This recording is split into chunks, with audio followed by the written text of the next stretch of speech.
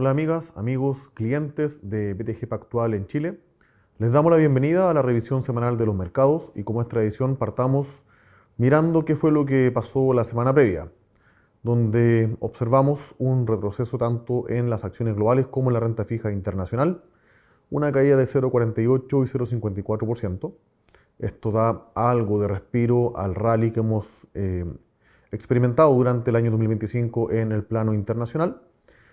Los commodities, un rendimiento positivo, 2,15%. Vimos un salto importante también ahí en el cobre puntualmente entre el miércoles y el jueves. El dólar empieza a revertir de forma tímida la tendencia depreciativa. Se aprecia en la semana contra las monedas desarrolladas 0,52%, mientras que las monedas emergentes se deprecian contra el dólar en un 0,3%. El IPSA anota una semana de avances, aunque bastante moderados, 0,18%, se mantiene bajo su máximo histórico. La renta fija local también muestra una tendencia a la baja, aunque menor de lo que fue la parte internacional. Y el peso chileno muestra algo más de debilidad, depreciándose 0,82%. En lo que va del año, la renta variable internacional acumula una ganancia de 17,4%, mientras que la renta fija internacional lo hace en 7,4%. En relación a los principales índices accionarios regionales, vemos que prácticamente todos, al medirlo en dólares, terminan la semana con pérdidas, siendo la excepción acá el Reino Unido, Japón y también Europa emergente junto con Latinoamérica, que alcanza una rentabilidad marginal de 0,12%. Por su parte, los índices o subestrategias de la renta fija internacional dan cuenta que emergente, tanto High Yield como LATAM son los que destacan durante la semana con un avance de 1,12 y 1,41%, mientras que las subestrategias que tienen mayor duración ante un rebote en las tasas de interés de mediano y largo plazo muestran una caída. Investment Grade anota un retroceso de 0,46% en la semana. En relación a las monedas, prácticamente todas las del mundo desarrollado se deprecian respecto al dólar. El más marcado fue el dólar neozelandés, mientras que en la parte emergente vemos en Latinoamérica en particular el real, el peso colombiano y el peso chileno mostrando un retroceso en relación a la divisa norteamericana. Por último, vemos que la semana consolida una ganancia importante tanto para el petróleo, esto es principalmente el WTI. También oro y plata consolidan un excelente 2025, liderando en ganancias en relación al resto de los commodities. El cobre también con disrupción de oferta por un accidente en una de las minas de Freeport en Indonesia, con un rebote de casi 2%, mientras que el resto de los commodities destacados en esta lámina terminan con un rendimiento a la baja. Respecto a las noticias destacadas, trajimos tres para desarrollar. La primera es la consistencia de buen crecimiento que está mostrando Estados Unidos. Acá tenemos el PIB del segundo trimestre en su tercera versión de publicación, el cual anota un crecimiento anualizado, esto es el segundo trimestre del año en relación al primero, multiplicado por 4 y ajustado por factores estacionales y también días calendarios, de 3,8%. Esto es algo superior a lo que estaba esperando el mercado y se explica en una buena parte por el salto en los crecimientos del consumo personal. Ahí pueden ver la subpartida en la tabla de la izquierda, 2,5% registra ese componente, contribuyendo obviamente con una buena proporción, esto es 1,7% del 3,8% final del trimestre. La inversión muestra una caída en términos anualizados de casi 14%. Cuando vemos las subpartidas que explican esta caída en inversión, destaca la inversión no residencial, principalmente en aquellas destinadas a data centers. Vemos que hay una reversión respecto al primer trimestre en el factor de comercio exterior, las importaciones agregando una buena parte del componente de crecimiento, en este caso revirtiendo la caída que fue durante el trimestre previo. Aparece ahí en la derecha, en el gráfico de barras de contribución, el que está coloreado en verde.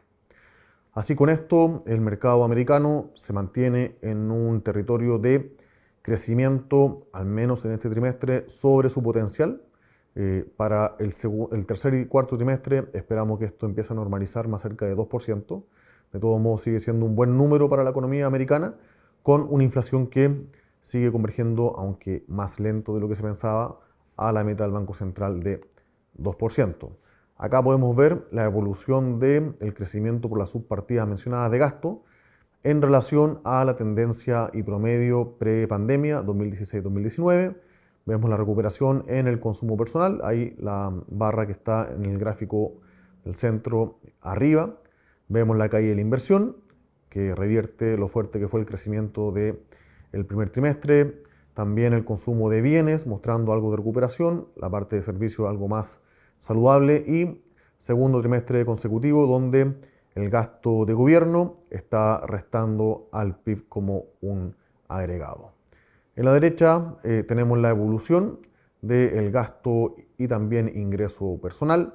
Hemos visto una recuperación en los ingresos personales bastante saludable, sobre el 2%, retomando tendencia que veíamos previo a la pandemia, pero con una caída que puede ser temporal en el ítem de consumo personal. En este sentido, cuando vemos el índice deflactado de precios que se deriva de la partida de consumo personal del PIB, este está en línea con lo que esperaba el mercado en términos del mes de agosto, anota un 0,28%. Esto es 0,25% en el caso de bienes y 0,30% por el lado de servicios. En la parte de servicios, todo lo relacionado a vivienda sigue siendo lo que, teniendo un peso importante, lo empuja hacia arriba. Y por el lado de bienes, hay una moderación en la inflación de bienes durables. Y en la parte de bienes no durables se mantiene por sobre el promedio histórico con un 0,24% en el mes. Eso es lo principal en relación al dato de actividad y precios durante el último trimestre y mes en Estados Unidos. La segunda noticia, ya mirando hacia adelante, es los índices o encuestas de actividad en base a las respuestas de gerentes de compras, gerentes de empresas, separados por la actividad de manufactura y servicios, a la derecha e izquierda respectivamente en el gráfico, donde podemos sacar las siguientes conclusiones. Por el lado de manufactura, entre las economías desarrolladas, Estados Unidos se mantiene como la única que avisora expansión en su actividad de cara a los próximos 6-12 meses, con una lectura del PMI sobre 50 puntos, en este caso 52, mostrando algo de enfriamiento, aunque marginal respecto al mes anterior. Y por el lado de los servicios, están prácticamente todas las economías, con la excepción de Canadá, que lleva un par de trimestres bien golpeado en la actividad económica. Es uno de los más afectados por la política arancelaria por parte de Estados Unidos. Pero cuando vemos, por ejemplo, Reino Unido, Estados Unidos, la Eurozona y Japón, todos se encuentran en terreno expansivo, sobre 50 puntos, liderando nuevamente acá Estados Unidos en la lectura del mes de septiembre. Tercera noticia de la semana es, esto está pasando ya todos los años, no es algo novedoso, pero hay que estar atento a las eventuales repercusiones si es que no se logra un acuerdo inmediato de un, comillas, cierre parcial del gobierno en Estados Unidos ante la falta de financiamiento por el presupuesto que se discute de forma anual. Este cierre, el shutdown, podría durar varios días si es que no se llega a este acuerdo. Aparece abajo a la derecha cómo ha sido la extensión de estos cierres en días en los últimos años, siendo más largo el que se dio en diciembre del año 2018 con la administración Trump, donde estuvo casi 35 días cerrados. En la izquierda, dentro de las diferentes entidades y agencias federales y gubernamentales, podemos ver cuáles son las que definitivamente estarían cerradas, por ejemplo, el equivalente al Servicio de Impuesto Interno, el IRS, algunos que estarían parcialmente cerrados, como el Departamento del Tesoro, el que tiene que girar los cheques para que efectivamente se pague el gasto del gobierno, el Congreso, parcialmente cerrado, también acá agencias de apoyo a pequeñas y medianas empresas también parcialmente cerrado, junto con museos y parques en esa eventualidad. Se mantendría abierta los diferentes cortes federales junto con la Reserva Federal, y ya algunas agencias han advertido que tendrían problemas potenciales con la publicación de datos. Estamos hablando del Bureau of Labor Statistics, el equivalente al INE chileno, donde se espera para esta semana la publicación de la creación de empleo y el dato de desempleo al cierre del mes que estábamos terminando. En la derecha está destacado, de acuerdo a lo que publica Bloomberg, que es lo que se estaría jugando eventualmente en este evento. El plazo para llegar a un acuerdo en Washington sería las 12:01 am del miércoles 1 de octubre para que se evite este cierre parcial. Acá vemos cómo ha sido el desempeño de las principales variables financieras en Estados Unidos en los cierres previos. Nos referimos a el que se dio de forma bastante extendida a fines del 2018, el que fue más corto a principios del 2018 y el del año 2013.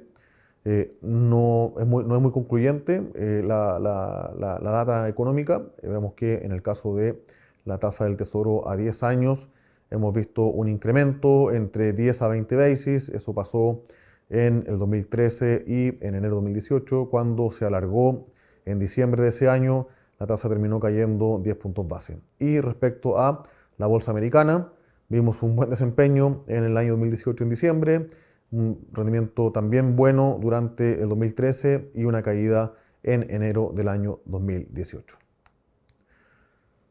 Respecto a las acciones que marcaron los movimientos en los índices principales de Estados Unidos y Chile durante la semana previa, destacar Intel, que sigue recibiendo inversión de estratégicos. Ya vimos el gobierno que estaría convirtiendo deuda en una posición equivalente al 10% más potencial de financiamiento adicional.